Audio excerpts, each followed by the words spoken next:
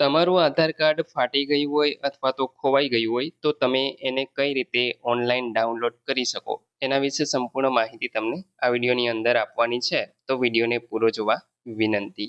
જો તમને વિડીયો ગમે તો લાઈક કરી દેજો, તમારા મિત્રો સુધી શેર કરજો અને ચેનલને સબસ્ક્રાઇબ કરી લેજો, જેથી આવી કોઈ પણ માહિતી આપ સુધી પહોંચતી રહે. તો ચાલો શરૂ કરીએ.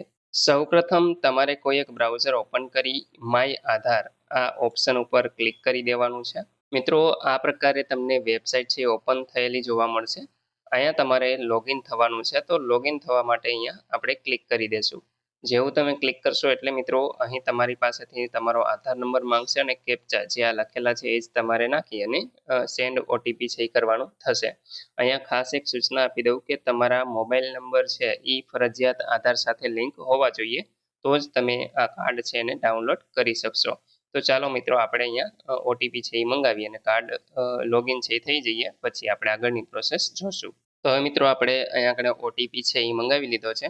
આપણા મોબાઈલ નંબર પર જેવો ઓટીપી આવશે એટલે આપણે અહીંયા આગળ ફિલઅપ કરી દેશું અને ત્યાર પછી લોગિનના બટન ઉપર ક્લિક કરી દેશું. તો ઓટીપી છે એ આવે એની થોડી રાહ જોવાની છે. જેવું આવશે એટલે આપણે અહીંયા લોગિન થઈ જશું. તો અહીં મિત્રો ઓટીપી છે આવી ગયો છે. હવે આપણે એના લોગિન થઈ જઈએ.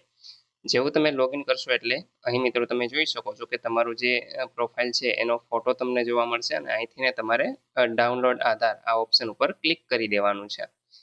તો આપણે અહીંયા આપણે ઓપ્શન ઉપર ક્લિક કરશું એટલે આ પ્રકારે તમે જોઈ શકો છો કે તમારી બધી જ ડિટેલ છે અહીંયા તમને જોવા મળશે.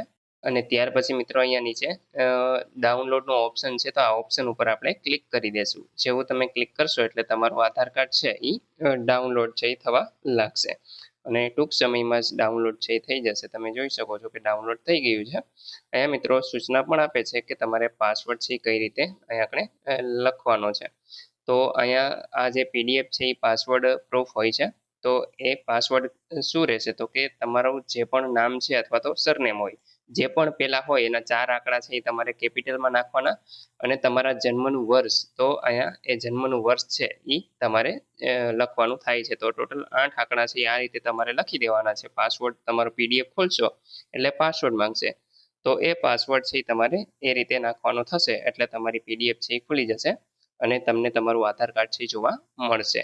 તો મિત્રો આશા રાખું છું કે આ વિડીયોની અંદર તમને આધાર કાર્ડ કઈ રીતે ઓનલાઈન ડાઉનલોડ કરવું એના વિશે સંપૂર્ણ માહિતી મળી ગઈ છે. તેમ છતાં પણ કોઈ પ્રશ્ન હોય તો તમે કોમેન્ટ દ્વારા પૂછી શકો છો.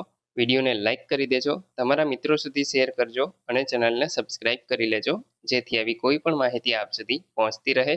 વિડીયો જોવા બદલ આપનો ખૂબ ખૂબ આભાર. મળીએ એક નવા વિડીયો સાથે. ત્યાં સુધી જય હિન્દ.